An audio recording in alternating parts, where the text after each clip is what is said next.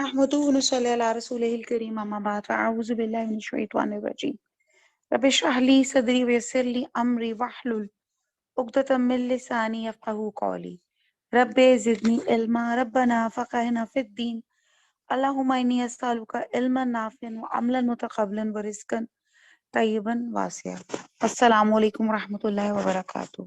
آج الحمدللہ 20واں پارہ ہے، سورہ نمل ہے اور آیت نمبر 64۔ اعوذ باللہ من الشیطان الرجیم، بسم اللہ الرحمن الرحیم۔ مئی یعنی کہ بھلا کون، یبدعو بدا یعنی کہ پہلی بار پیدا کرتا ہے، الخلق خلقت کو، ثم پھر یعید بار بار اعادہ بار بار پیدا کرتا ہے اس کو، وَمَن يُرْزُقُكُمْ اور کون، یرزقکم رزق دیتا ہے تم کو، من السمائی آسمان سے، والارض اور زمین سے، الہٌ کیا کوئی معبود ہے، مع اللہ اللہ کے ساتھ، کل ہاتو کہہ دو، ہاتو پیش کرو، برہانکم برہان دلیل کوئی آرگومنٹ اپنا، ان کنتم اگر ہو تم صادقین اگر تم ہو سچے۔ آیت نمبر 63۔ بھلا کون خلقت کو پہلی بار پیدا کرتا ہے پھر اس کو بار بار پیدا کرتا رہتا ہے، اور کون تم کو آسمان اور زمین سے رزق دیتا ہے، یہ سب کچھ اللہ کرتا ہے، تو کیا اللہ کے ساتھ کوئی اور معبود بھی ہے؟ ہرگز نہیں، کہہ دو کہ مشکو اگر تم سچے ہو تو دلیل پیش کرو۔ پیچھے آیت نمبر 63 جو ہم نے کل پڑھی تھی، جس میں ہواؤں اور بارشوں کا ذکر تھا، اور یہاں پہ بھی کہا جا رہا ہے کہ اللہ کے احسانات بیان کرنے کے بعد اللہ سوال کر رہے ہیں، اس کا کوئی ثبوت لاؤ کہ ان چیزوں کو پیدا کرنے والا کوئی اور بھی اللہ کا شریک ہے، اور اگر یہ بات کوئی دلیل نہیں لا سکتے تو پھر یہ سمجھ لو کہ ایک اللہ کے، صرف ایک اللہ ہی عبادت کے لائق ہے۔ تو آیت نمبر 64 میں کہ بھلا کون خلقت کو پہلی بار پیدا کرتا ہے پھر اس کو بار بار پیدا کرتا ہے۔ آغاز خلق اور اعادہ خلق یعنی کہ یہ جو دونوں چیزیں ہیں اللہ تعالیٰ کی قدرتوں کی نشاندہی کرتا ہے، اور انسان جتنا اس پہ غور کرے اس کی حیرانی میں اضافہ ہوتا جاتا ہے۔ یعنی کہ نباتات اور جاندار اشیاء کی جتنی بھی ٹائپس ہیں جو انسان کے علم میں آ چکی ہیں، وہ اس پہ غور کرے کہ اللہ تعالیٰ پہلی دفعہ پیدا کرتا ہے پھر ان کو بار بار پیدا کرتا ہے۔ بہت غور طلب یہ بات ہے۔ سب سے پہلا سوال آتا ہے کہ روح کیا چیز ہے جس پر زندگی کا مدار ہے، اور یہ سوال ایسا پیچیدہ ہے جیسے کہ حضرت آدم علیہ السلام کے وقت تھا۔ انسان نے یہ تو دریافت کر لیا انسان فلاں فلاں عناصر ان چیزوں کا مرکب ہے، اور انسان کے جسم میں ان چیزوں کی مقدار اتنی ہے یا اتنی زیادہ ہے یا اتنی کم ہے، مگر ان عناصر کو اس مقدار کے ساتھ ترتیب دے کر ایک زندہ انسان کھڑا کرنا انسان کی بساط سے باہر ہے۔ یہ ہے خلق کا مسئلہ کہ اللہ تعالیٰ نے کیسے انسان کو پیدا کیا، کس طرح اللہ تعالیٰ نے انسان کو زندگی بخشی ایک روح انسان کے اندر ڈال کر۔ اور نہ صرف یہ انسان بلکہ جتنی بھی لیونگ تھنگز ہیں جس میں آپ کے جاندار، آپ کی نباتات، یہ سب چیزیں شامل ہو جاتی ہیں، یہ پھلتی پھولتی ہیں اور ان کے اندر احساس اور شعور بھی ہوتا ہے۔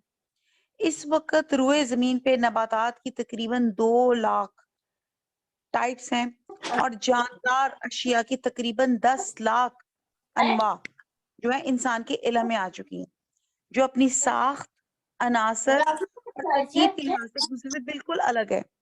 جب سے انسان نے ان انواع کو جاننا شروع کیا ہے اس وقت سے لے کے آج تک انسان کے علم میں یہ بات نہیں آ سکی کہ نباتات اور حیوانات کی جو ایوولوشن ہے، یہ جو ارتقاء کے منازل ہیں، وہ کس طرح اپنا کے ایک اعلیٰ جنس میں تبدیل ہو گئے. جس حال میں انسان نے اسے پہلے دن دیکھا تھا اسی حال میں آج بھی پائے جاتی ہیں. ابھی جو ڈرون کا نظریہ ہے وہ خود بخود باطل ہو جاتا ہے. تو اللہ تعالیٰ نے نباتات اور حیوانات کی جس نوع کو، جس ٹائپ کو، جس طرح سے پہلے دن میں پیدا کیا، آج بھی وہ اسی صورت میں پائی جاتی ہیں. اور انسان کی تخلیق ایک خصوصی نوعیت رکھتی ہے جس کے لیے اللہ تعالیٰ فرماتے کہ میں نے اسے اپنے ہاتھ سے بنایا. یعنی کہ آغاز خلق اور اعادہ خلق کا سلسلہ ہر آن جاری ہے. آپ کو سمجھ آ رہی؟ دونوں میں ڈفرنس بھی آپ کو سمجھ آ رہا ہے کہ یہاں پہ اللہ تعالیٰ غور و فکر پہ کہا جا رہا ہے نا کہ غور و فکر کریں کہ بھلا کون ہے جس نے پہلی دفعہ پیدا کیا، پھر ثم یعیدہ، پھر وہ بار بار پیدا کرتا ہے. اللہ تعالیٰ قیامت کے دن تمام انسانوں کو ان کی قبروں سے زندہ کر کے اٹھا کھڑا کرے گا. بلکہ اعادہ خلق سے مراد ہے کہ اللہ تعالیٰ ہر آن مردہ سے زندہ اور زندہ سے مردہ پیدا کرتا ہے. اور یہ نظام نباتات، حیوانات کے تمام اقسام میں جاری اور ساری رہتا ہے. مطلب سمجھ رہے ہیں کہ اللہ تعالیٰ نے پہلی تو بات یہ کہ one of its own kind انسان پیدا کیا. اور انسان میں آپ دیکھیں کہ کتنے انسان پیدا کیے، ہر انسان کی شکل مختلف، اس کا فنگر پرنٹ مختلف. اور پھر اللہ تعالیٰ نے کس طرح اس کو پیدا کیا، اس کو بڑا کیا، اس کی زندگی کی تمام سٹیجز آئیں. اور پھر اسی طرح آپ دیکھتے ہیں کہ جانوروں کی بھی ایسی اور نباتات کی بھی کہ اللہ تعالیٰ ہر آن مردہ سے زندہ اور زندہ سے مردہ پیدا کرتا ہے. مثلا آپ دیکھیں ایک ننھے سے بیج کو لے لیں، اس میں درخت کی وہ تمام خصوصیات سمودی گئی ہیں جس کا وہ بیج ہے. اور جب اس بیج کو نشو نما کا موقع ملتا ہے تو اس میں تمام تر خصوصیات، اس کا رنگ، اس کا مزہ، اس کی خوشبو، اس کا قد و قامت، اس پھل، اس درخت کیسا ہوگا جس کا وہ بیج تھا.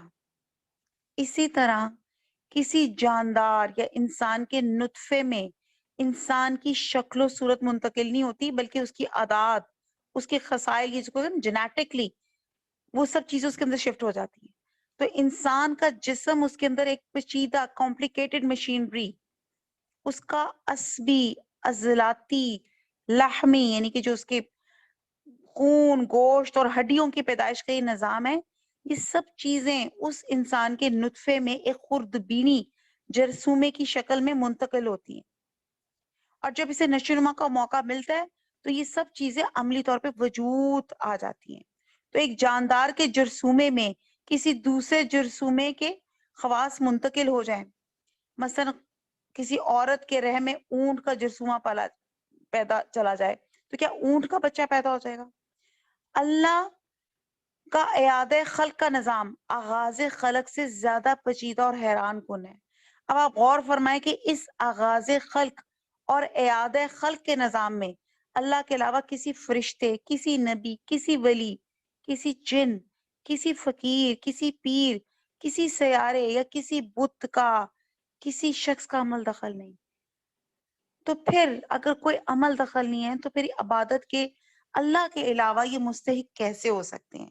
ایاک نعبد و ایاک نستعین.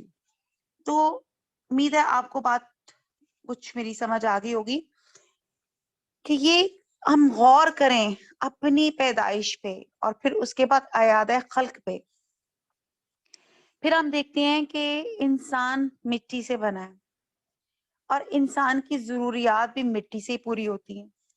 ٹھیک ہے، انسان مٹی سے بنا ہے. اب مٹی سے کیا ضروریت پوری ہوتی ہے، مٹی سے کیا بنتا ہے؟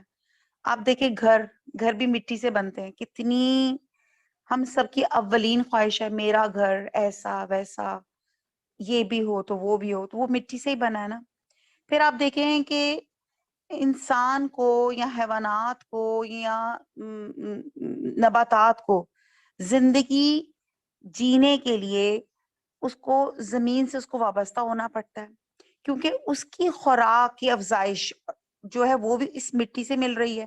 ٹھیک ہے، یعنی کہ انسان جو کچھ کھاتا ہے وہ اس مٹی میں سے آتا ہے. ایوری سارٹ آف ویجیٹیبل ہو جائے، فروٹ ہو جائے، کوئی بھی چیز ہو جائے، وہ آپ کا اس زمین سے نکل رہی، اس مٹی میں سے نکل رہی ہے. اور اسی طرح آپ دیکھیں کہ ویجیٹیشن بھی مٹی میں سے نکل رہی ہے. اسی طرح آپ دیکھیں کہ یہ جو جانور ہیں وہ ان کی بھی خوراک ہے زمین ہی میں سے نکل رہی ہے. تو زمین کی قوت میں جو گروتھ ہے، مٹی کو آپ دیکھیں کیا ہے، اس کو ٹیسٹ کر کے دیکھیں وہ کیا ہے. مٹی کی تاریکی میں جب ایک بیج چلا جاتا ہے، آپ دیکھیں ایک بیج کو آپ مٹی میں ڈالتے ہیں تو وہ آپ کی نظر سے تو غائب ہو گیا، اور بیج کیا تھا؟ وہ نان لیونگ تھنگ تھا. اور جب وہ مٹی کی تاریکی میں بیج چلا جاتا ہے تو پھر اس کی سٹیجز آف پلانٹ کی شروع ہو جاتی ہیں کہ اس میں سے روٹس، سٹیم، شوٹ، برانچز، اور پھر ان دا لانگ رن پھر وہ درخت یا جو بھی بنتا ہے اور اس کا پھل اور پھول اور یہ تمام چیزیں نکلنا شروع ہو جاتی ہیں. تو یہ کون ہے جو اس مٹی میں اتنی طاقت دے دیتا ہے کہ وہ اس کے اندر اس چیز کو زندگی دینا لگ جاتا ہے، اس کو نشو نما کرنا شروع ہو جاتا ہے. پھر آپ دوسری چیز دیکھتے ہیں مٹی کے ساتھ ساتھ سورج، جس کی گرمی سے سطح سمندر سے واٹر ویپرز بنتے ہیں، وہ بھی آپ کی زندگی کی فیسیلیٹیٹ کرنے کے لیے، آپ کے سروائیول کے لیے کتنا ضروری ہے. پھر تیسری چیز جو آ جاتی ہے وہ ہوائیں ہیں جو ان واٹر ویپرز کو لے کر اڑتی ہیں. پھر ہم دیکھتے ہیں چوتھی چیز آ جاتی ہے پہاڑوں کی بلندی یا کسی بلند طبقے کی ٹھنڈک. پھر ان آبی بخارات کو پانی کی قطروں کی شکل میں تبدیل کر لیتے ہیں. پھر اس پانی کے ساتھ زمین کو مطلب اس کو گروتھ ملتی ہے، تب جا کے نباتات اگتی ہیں، اور پھر انسان اور حیوانات کو رزق میسر ہوتا ہے. آپ غور فرمائیں، ان سمندروں، اس سورج، ان ہواؤں، ان پہاڑوں اور اس زمین کے پیدائش میں اللہ کے سوا کسی دوسری ہستی کا کچھ عمل دخل ہے؟ اگر کوئی یہ سمجھتا ہے نعوذ باللہ کہ فلاں سیارے کی وجہ سے یا فلاں روح اس مجسمے یا فلاں بت کی قربانی یا اس کے نذرانہ کرنے سے کچھ ایسے معاملات ہو جاتے ہیں یا بارش ایسے ہو جاتی ہے، تو ایسا نہیں ہے. کہتے دلیل پیش کریں. اللہ کی رضاکیت میں دوسرے کیسے شامل ہو سکتے ہیں؟ لوگ ان لوگوں کے داتا کیسے بن سکتے ہیں؟ اللہ مالک ہے، خالق ہے کائنات کا، نہ صرف پیدا کرنے والا ہے بلکہ ہمارے سروائیول کے لیے جو چیزیں ضروری ہیں اللہ تعالیٰ وہ بھی پرووائڈ کرنے والا ہے. تمام چیزوں کو، انسانوں کو، نباتات کو، حیوانات کو. تو یہ جو ہم نے ابھی تک آیات پڑھی 20ویں سپارے میں، یہاں پہ اللہ تعالیٰ بار بار ایک ہی چیز کہہ رہے ہیں کہ تم لوگ شرک کرنا چاہ رہے ہو، شرک کی مذمت. اور پھر کہا جا رہا ہے دلیل، قالوا ہاتوا برہانکم، کوئی دلیل تو پیش کرو ان کنتم صادقین، اگر تم سچے ہو کہ ان تمام چیزوں کے پیدائش میں اللہ کے علاوہ کوئی اور اس کا ساتھی ہے. تو ہم نظر دوڑا کے دیکھیں گے، ریسرچز دیکھیں گے، آج کل کی سائنس کی میڈیکل ریسرچ، عقل خالی ہو جائے گی، تھک جائے گی. تو ہم دیکھیں گے کہ یہ تمام زبردست نظام صرف اور صرف اللہ واحد اللہ تعالیٰ سبحانہ تعالیٰ کی طرف سے ہیں. تو پھر ہم کہاں بھٹکے جا رہے ہیں؟ پھر ہم کیوں شرک اور پھر کیوں اور شخصیت یا اور چیزوں کی طرف ہم اپنی مشکلوں کے لیے اور حاجت روائیوں کے لیے لپک رہے ہوتے ہیں؟ آیت نمبر 65، کل کہہ دو لا نہیں، یعلمو علم رکھتا، جانتا، من کوئی شخص، فی السماواتی آسمانوں سے، والارضی اور زمین، الغیبہ غیب، الا مگر اللہ، وما اور نہیں، یشعرون شعور سے ہے کہ وہ شعور رکھتے، وہ جانتے، ایانا، ایانا کب، یبعثون مبعوث سے لفظ ہے کہ کب وہ اٹھائے جائیں گے. آیت نمبر 65 با محاورہ، کہہ دو کہ جو لوگ آسمان اور زمین میں ہیں اللہ کے سوا غیب کی باتیں نہیں جانتے اور نہ یہ جانتے ہیں کہ کب زندہ کر کے اٹھائے جائیں گے. اب اللہ تعالیٰ مزید غور و فکر کے ساتھ مزید اللہ تعالیٰ کیا کہہ رہے ہیں کہ کائنات کی پوشیدہ چیزوں کا علم صرف اللہ تعالیٰ کو ہے، اور جن کی تم عبادت کرتے ہو وہ تو یہ بھی نہیں جانتے کہ وہ کب دوبارہ زندہ کر کے اللہ کے حضور پیش کیے جائیں گے. یعنی کہ قیامت کا علم اللہ کے پاس ہے. بارش وہ برساتا ہے، کوئی شخص نہیں جانتا کہ وہ کل کیا کرے گا اور کس زمین میں مرے گا. بہت زبردست آیات ہیں، ہمیں غور و فکر کی دعوت دے رہی ہیں. اب اس آیت نمبر 65 میں غیب، غیب سے مراد ایک تو ایسی چیز ہے جو کسی خاص انسان کے علم یا مشاہدے میں نہ آتی ہو، ٹھیک ہے. پھر جب وہ اس کے علم میں آ جاتی ہے تو اس کے لیے غیب نہیں رہتی، ٹھیک ہے. جو چیز آپ کی ان سین ہے اس کو ہم غیب کہتے ہیں. مثلا سڑک پر ایک بس اور کار کا حادثہ ہوا جس میں نعوذ باللہ 2-3 آدمی فوت ہو گئے، اور پھر جب اس کا علم ہو جائے یا وہ خود مشاہدہ کرے تو یہ واقعہ اس کے لیے غیب نہیں رہتا، ٹھیک ہے. یعنی کہ جب اس نے ان سین تھا، جب اس نے نہیں دیکھا تھا، اور جب وہ دیکھ لیا تو اس کا مشاہدہ ہو گیا. اور ایسی خبریں ماضی کی بھی ہو سکتی ہیں، حال کی بھی ہو سکتی ہیں، اور کسی کے لیے غیب کا درجہ رکھتی ہیں. البتہ مستقبل کی خبریں سب کے لیے غیب ہوتی ہیں، ٹھیک ہے جی. ایک ہوتا نا حال اور ایک گزرا ہوا کل.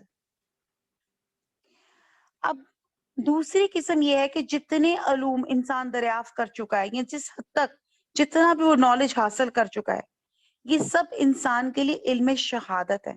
یعنی کہ جن علوم تک انسان کی رسائی ممکن ہو سکی ہے، جتنی اس کی ریسرچز ہو چکی ہیں، تو وہ اس نے علم شہادت، یعنی کہ اس نے ان علموں کو پا لیا ہے، اور اس کے لیے اب وہ علم غیب نہیں ہے، ٹھیک ہے جی. اب کہتے ہیں کہ ایک تیسری قسم ہوتی ہے، یہ ایک ہوتا ہے علم غیب، ایک ہوتا ہے علم شہادت. ایک تیسری قسم ہوتی ہے ان اشیاء کا علم جن تک انسان کی رسائی نہ پہلے کبھی ہوئی نہ آئندہ کبھی ہو سکے گی. کتاب اور سنت کے مطابق یہ 5 چیزیں ہیں. غور سے دیکھیے گا، سنیے گا. نمبر 1، کل کیا کچھ ہونے والا ہے، فلاں شخص کل کیا کچھ کرے گا. ہماری دوڑ کہاں تک ہے؟ ہم پلان کر سکتے ہیں کہ کل یار سردیاں آ رہی ہیں، کپڑے نکال لیں، یا کل کچھ شاید کھانا میں یہ پکا لوں، یا کل میں یوں کام کر لوں. لیکن کل مجھے نصیب ہوگی یا کل ایک دم آپ کا وقت اس میں جو سوچا تھا آپ کچھ اور کر لیں، آپ نہیں جان سکتے. یہ صرف اور صرف اللہ واحد کی ذات ہے جو جان سکتی ہے کہ آپ نے کل کیا کرنا ہے. نمبر 2، موت کب اور کہاں آئے گی. موت پہلی تو بات کب آئے گی. یہ جو میں سانس لے رہی ہوں مجھے نہیں پتا اگلا سانس لینے کی میں محتاج ہوں کہ اللہ مجھے اگلا سانس عنایت کرتے ہیں کہ نہیں کرتے. تو میں نہیں بتا سکتی، کوئی انسان نہیں بتا سکتا کہ موت کب آئے گی. دوسری بات کہاں آئے گی یہ بھی نہیں بتا سکتے. وہ کہتے ہیں نا انسان اپنی مقتل گاہ پہ خود چل کر جاتا ہے. مراد یہ ہے کہ جہاں اللہ تعالیٰ نے جس لمحے جس سپاٹ پر انسان کی ڈیتھ لکھی ہوتی انسان خود وہاں چل کے جاتا ہے. کورونا تھا، لوگ ڈر رہے تھے، باہر نہیں نکلنا، یوں نہیں کرنا، ایسا نہیں کرنا، بڑی احتیاطیں، سینیٹائزرز، سوشل ڈسٹینسنگ. بڑے عرصے لوگ کسی سے گھر نہیں آتے جاتے رہے. تو کیا خیال ہے جنہوں نے بہت احتیاط کر لی کیا وہ بھی بچ گئے؟ جس کو اللہ تعالیٰ نے کورونا یا جو مرض لاحق کرنا تھا وہ ہو گیا، اور جس جگہ پہ کرنا تھا وہ بھی ہو گیا. ٹھیک ہے، جیسے ڈینگی آج کل بہت عام ہے، جتنی مرضی آپ فیومیگیشن کروا لیں، لیکن وہ مچھر نے کہیں لڑنا تھا، کس جگہ لڑنا تھا وہ بھی اللہ تعالیٰ نے وقت مقرر لکھا ہوا تھا. اور پھر اس مرض سے یا اس بیماری سے انسان فوت کب ہوتا ہے، کہاں ہوتا ہے، یہ بھی اللہ تعالیٰ نے لکھا ہے. یہ جیسے میں نے شاید آپ کو پہلے بھی بتایا تھا کہ ایک شخص تھا، ایک بادشاہ کے دربار میں تھا، تو اس کو پتا چلتا ہے کہ میری 1 سیکنڈ کے بعد موت لکھی ہوئی ہے. تو وہ بڑا پریشان ہوا کہ یار مجھے بس میں یہاں سے کہ نکل جاؤ، 1 منٹ 1 سیکنڈ کے بعد یا 1 منٹ کے بعد میں نے مرنا ہے. تو وہاں پہ کوئی ایک جن تھا، اس نے کہا اچھا میں آپ کی ہیلپ کرتا ہوں، میں آپ کو بہت دور، کروڑوں میل دور لے جاتا ہوں. کہتا ہاں ہاں بس پلیز مجھے یہاں سے لے جاؤ. وہ اس کو اٹھا کے اس کو وہاں پہ لے گیا. جب وہ وہاں پہ پہنچا تو وہاں پہ حضرت اسرائیل آ گئے. حضرت اسرائیل کہتے ہیں کہ میں اسی دربار میں موجود تھا، اور جو مجھے اللہ کا حکم آیا کہ اس شخص کو 1 منٹ کے بعد یہ ہزاروں میل دور وہاں سے اس کی جان قبض کرنی ہے، تو میں حیران ہو رہا تھا کہ یہ شخص یہاں پہ کیا کر رہا ہے، اس کو تو 1 منٹ بعد وہاں پہ ہونا تھا. تو وہ شخص وہیں اپنی مقتل گاہ پہ پہنچ گیا. اسی طرح آپ بہت احتیاط کرتے ہیں لیکن کوئی ایکسیڈنٹس ہو جاتے ہیں، ایکسیڈنٹس پہ ڈیتھ بھی ہو جاتی ہے. تو آپ یہ دیکھتے ہیں کہ انسان کی وہ جگہ جہاں پہ اس کی روح نکلنی ہے وہ اللہ تعالیٰ نے مقرر کر رکھی ہے. وہ جتنی مرضی آپ فورکاسٹ کر لیں، جتنا مرضی آپ کر لیں، کہ آپ اس کو نہیں جان سکتے کہ وہ کیا ہے. اکثر ہمیں شکوہ ہوتا ہے، جو لوگ چلے جاتے ہیں نا، ان کے گھر والوں کا اکثر یہ شکوہ ڈاکٹروں سے ہوتا ہے. ہائے اس ڈاکٹر نے اگر ابھی دیکھ لیا ہوتا، یا ابھی وہ دوائی اگر وہ یوں دیکھ لیتا یا یوں پرسکرائب کر لیتا، تو شاید میرے ابا یا شاید میری اماں 2-4 سانسیں یا 2 دن اور زندہ رہ جاتے. ہم سب کو بڑا شکوہ ہوتا ہے ڈاکٹرز کے ساتھ یا میڈیکل ایڈ کی وجہ سے، یہ شاید ہمیں جلدی مل جاتی تو یوں. آپ ہمیں اس بات پہ یقین کیوں نہیں ہے کہ ہمارے جو پیارا تھا جو گیا ہے، اس کے لیے اللہ تعالیٰ نے اتنی وقت، اتنی عمر رکھی تھی، اور وہی جگہ، وہی بیماری، وہی سپاٹ رکھا تھا. تو ہم چینج ہی نہیں کر سکتے، ہم تو ٹوٹل ہیلپ لیس ہے اللہ کے آگے. جیسے میں آپ کو شاید کل بھی بتایا تھا کہ کل ہمارے بہت عزیز کسی کی، ان کی ڈیتھ ہو گئی ہے. اللہ ان کو مغفرت کرے اور اونچے درجات میں جگہ دے. کل کی جو رات تھی ان کی قبر کی پہلی رات تھی، اور وہ 3 مہینے وہ یو کے میں بون میرو ٹرانسپلانٹ کے لیے گئے. آپ سوچ سکتے ہیں، بون میرو، ان کی سسٹر نے ان کو بون میرو بھی دیا. اور اب پتہ یہ چلا کہ وہ بون میرو بھی صرف 15 دن تک ان کو زندگی دے سکا. ان 15 دن کے بعد ان کی پھر حالت خراب ہونی شروع ہو گئی. اللہ کا جو حکم تھا جیسے تھا، وہ یو کے سے آ کے اسلام آباد آئے، گھر ان کا لاہور، اور جان ان کی نکلی اسلام آباد میں، چیک اپ کے لیے گئے ہوئے تھے. تو اللہ تعالیٰ نے جہاں پہ وہ سپاٹ رکھا تھا وہ وہی رکھنا تھا. وہ ڈاکٹر، ہم کسی موت کو تو روک ہی نہیں سکتے. تو دوسری بات، موت کب آئے گی اور کہاں آئے گی. نمبر 3، پہلی بات کیا کی تھی، کل کیا کچھ ہونے والا ہے اور فلاں شخص کل کیا کچھ کرے گا وہ ہم نہیں بتا سکتے. موت کب اور کہاں آئے گی یہ ہم نہیں بتا سکتے. نمبر 3، رحم مادر میں تغیرات کیوں کر واقع ہوتے ہیں. یوٹرس میں، ماں کے رحم میں بچے کے اندر جو ویریشنز ہوتی ہیں کیوں کر واقع ہوتی ہیں. آپ دیکھتے ہیں ایک سپرم تھا، سپرم سے ایگ ملا، زائگوٹ ہو گیا. زائگوٹ کے بعد اللہ تعالیٰ نے اس کی ڈویژن کر کے، اس کو ملٹی پلائی کر کے، اس کو اللہ تعالیٰ نے ایک فیٹس بنا دیا. فیٹس بنا دیا، وہ بچہ بن گیا، اس کے اندر دل کی دھڑکن رکھ دی. اور پھر وہ کس طرح ملٹی پلائی ہوتے ہوتے 2 ویکس، 3 ویکس، 4 ویکس، اور ماشاءاللہ وہ ترقی کی تمام منازل طے کر کے وہ ایک فل گرون بچہ بن جاتا ہے. اور پھر اس کے بعد جب آپ ڈاکٹر سے ٹیسٹ وغیرہ کرواتے تو بتاتے ہیں ایکسپیکٹڈ ڈیٹ آپ کی 10 سپٹمبر ہے. ٹھیک ہے، لیکن آپ سمہاؤ دیکھتے ہیں کسی کو 7 منتھ میں ڈلیوری ہو جاتی ہے، کسی کی 9th منتھ میں ڈلیوری ہو جاتی ہے. میرے جیسے لوگوں کی تو 10ویں منتھ میں ڈیلیوری ہوتی ہے. تو ایک ہمارا کزن تھی جس کی 3rd منتھ میں ڈیلیوری ہوگی, 3rd تھا یا 4th تھا. آپ سوچتے ہیں کہ 3rd یا 4th میں ڈیلیوری کیسے ہو سکتی ہے؟ یہ بھی میری ایک کزن تھی اور ان کے امریکہ میں ڈیلیوری ہوئی, اور اس کے بعد کیونکہ سچویشن ایسی تھی کہ انہیں ایک بچہ یوٹرس سے نکالنا پڑا, اس کے بعد وہ اگلی اس نے سٹیجز اس انکیوبیٹر میں پوری کی, اور الحمدللہ اب اس وقت وہ 10 سے 12 سال کا وہ لڑکا ہے جو ماشاءاللہ چلتا پھرتا بھاگتا دوڑتا ہے. تو یہ کیا سٹیجز ہے, وہ کیا ہے, اللہ تعالیٰ کس طرح ہے, سائنس صرف یہ پتا کر سکے گی کہ یہ بچہ ہے, اس کا یہ پرابلم ہو رہی ہے یا یہ ہے وہ, لیکن وہ ماں کے رحم میں جا کے ہم ہیلپ لیس ہیں کہ جا کے اس کو کچھ کر سکے. یہ اللہ کی ذات ہے جو اس کے اندر ویریشن یا اس کے اندر گروتھ یا کوئی اگر پرابلم یا کوئی چیز ہے وہ ہم روک ہی نہیں سکتے. نمبر 4, نفع رسا بارش کب ہوگی؟ آپ کے میٹیورولوجسٹ آپ کو بتا دیں, فورکاسٹ کر دیں, دیکھتے نا محکمہ موسمیات, کل بارش ہوگی, اتنے بجے ہوگی, مطلع ابر آلود رہے گا, ہم یہ دیکھ سکتے ہیں, لیکن ناٹ نیسیسری کہ جو وہ بتائے وہ اسی حساب سے بارش ہو. کبھی اس دن بارش نہیں ہوتی, کبھی اسے نیکسٹ ڈے ہو جاتی ہے, یا کبھی ان کے بتائے ہوئے وقت کے بعد ہو جاتی ہے. تو یہ بارش کب ہوگی اور بارش کو نفع مند ہے کہ نقصان دہ ہے, ہم یہ بھی نہیں جان سکتے. ٹھیک ہے جی. پھر 5واں, قیامت کب آئے گی؟ قیامت کا وقت جو مقرر ہے یہ بھی اللہ کے علاوہ کوئی نہیں بتا سکتا کہ قیامت کب آئے گی.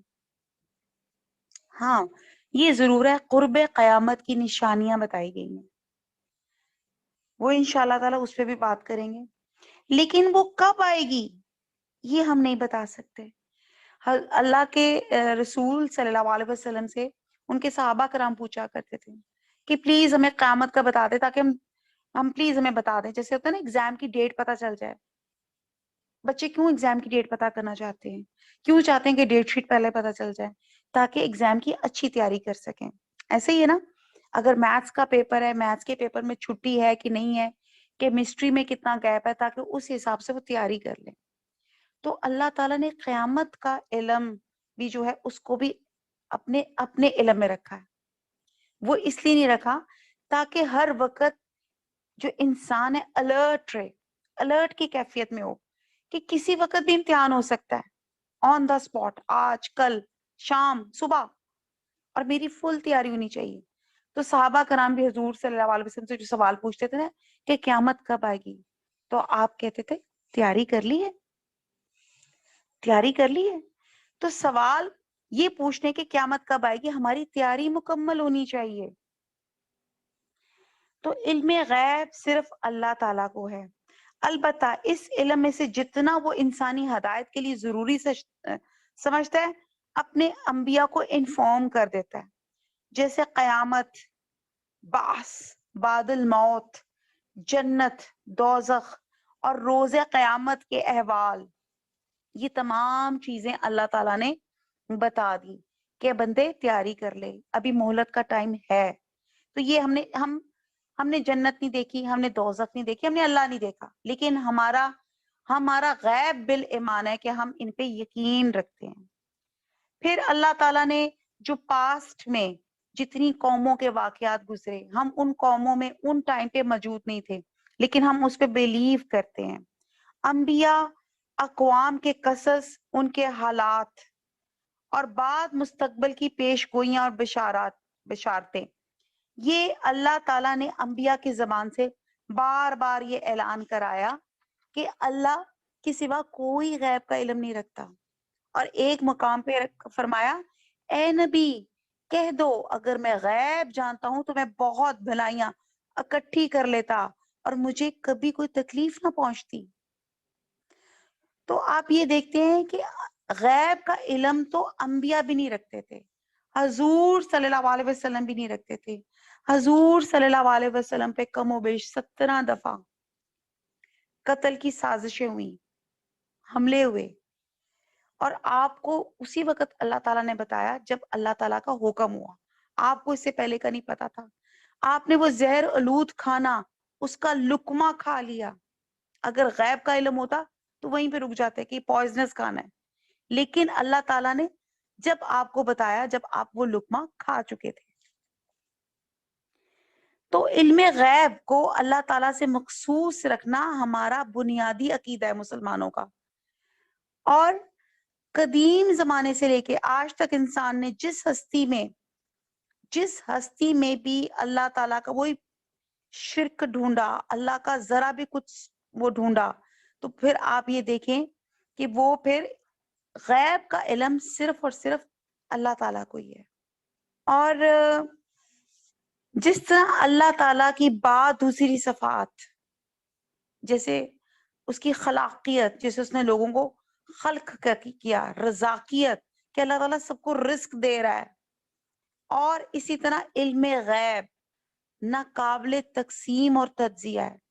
یہ نہیں کہا جا سکتا کہ فلاں بزرگ اپنے تمام مریدوں کے حالات سے، ان کے علاقے اور شہر کے حالات سے پوری طرح باخبر رہتے ہیں. ٹھیک ہے، یہ صرف اللہ کی ذات ہے کہ وہ ایک، میری نظر ہوگی نا میں سامنے زیادہ سے زیادہ دیکھ لوں گی، لیکن مجھے میری اس دیوار کے اوٹ کیا ہو رہا ہے، اس دیوار کے میرے پیچھے کیا ہو رہا ہے، میرے آگے کیا ہو رہا ہے، میں نہیں جان سکتی. اللہ تعالیٰ نے جو خالق ہے اور مالک ہے، اور جو اس نے کچھ پیدا کیا ہے، وہ ان تمام چیزوں کی کیئر ٹیکنگ کر رہا ہے، ان کو دیکھ بھی رہا ہے، ان کو سنبھال بھی رہا ہے، ان کے سروائیول کی چیزیں بھی پرووائڈ کر رہا ہے، اور ان کی حفاظت کا سامان بھی کر رہا ہے. تو یہ اللہ تعالیٰ ہے. آیت نمبر 66، بل دارا کا، بلکہ، دارا کا، دارک، دارک ہوتا ہے فنا ہو گیا، تھک گیا. ٹھیک ہے، اس کا مطلب ہے فنا، گم ہو گیا. علمہم، علم ان کا، فی الآخراتی، آخرت کے بارے میں، بلکہ ہم وہ، فی شک میں ہے، منہا اس میں سے، بلکہ وہ، منہا اس میں سے، آمون بلائنڈ ہیں، اندھے ہیں. 66 میں اللہ تعالیٰ فرما رہے ہیں بلکہ آخرت کے بارے میں ان کا علم، بلکہ آخرت کے بارے میں ان کا علم جو ہے نہیں ہے، بلکہ وہ شک میں ہے اس سے، بلکہ وہ اندھے ہو رہے ہیں. تو یہ جو آخرت کا علم ہے یہ بھی صرف اور صرف اللہ ہی جان سکتے، جیسے میں نے ابھی بہت ڈیٹیل سے بتایا. کوئی انسان کتنے عقل کے دوڑے دوڑا لے، اسے نہیں معلوم ہو سکتا قیامت کب آئے گی، نہ ہی اسے یہ پتہ چل سکتا کہ روز آخرت کی حقیقت کیا ہے. وہ نہیں جان سکتا کہ اس آخرت کی حقیقت کیا ہے. آیت نمبر 67، وقال، اور کہا، اللہ زینا، ان لوگوں نے، کن لوگوں نے، کفرو، جو کافر تھے، اذا، کیا جب، کننا، ہم ہو جائیں گے، ترابن، تراب، مٹی، وآباؤنا، اور ہمارے آباء و اجداد، انا، کیا واقعی ہم، لا مخرجون، اخراج کیے جائیں گے، نکالے جائیں گے. آیت نمبر 67 ہے، اور جو لوگ کافر ہیں کہتے ہیں کہ جب ہم اور ہمارے باپ دادا مٹی ہو جائیں گے کیا ہم قبروں سے نکالے جائیں گے. آیت نمبر 68، لقد، البتہ، تحقیق، وعدنا، وعدہ کیا ہم نے، ہاذا، یہ، نحنو، ہم، وآباؤنا، اور ہمارے آباء و اجداد نے، من قبل، اس سے پہلے، ان ہاذا، نہیں یہ، الا، مگر، اساطیر الاولین، پچھلے لوگوں کی کہانیاں. آیت نمبر 68 میں ہے، یہ وعدہ ہم سے اور ہمارے باپ دادا سے پہلے سے ہوتا چلا آیا ہے. کہاں اٹھنا ہے اور کیسی قیامت، یہ تو صرف پہلے لوگوں کی کہانیاں ہیں. اب قیامت اور آخرت، ڈے آف اکاؤنٹیبلٹی، ہمیں احادیث سے کچھ نہ کچھ اس کا روز قیامت کا سین تو پتہ چل جاتا ہے کہ قیامت کا کمرہ کیسا ہوگا، عرفات کا میدان ہوگا، اللہ عرش میں اتریں گے اور ہر بندے کی بایو ڈیٹا، اس کی بایوگرافی نکالی جائے گی اور اس کا حساب اور کتاب ہوگا۔ علینا الا البلاغ، سبحانک اللہم و بحمدک، نشہد لا الہ الا انت، نستغفرک و نتوب الیک۔ والسلام علیکم ورحمۃ اللہ وبرکاتہ۔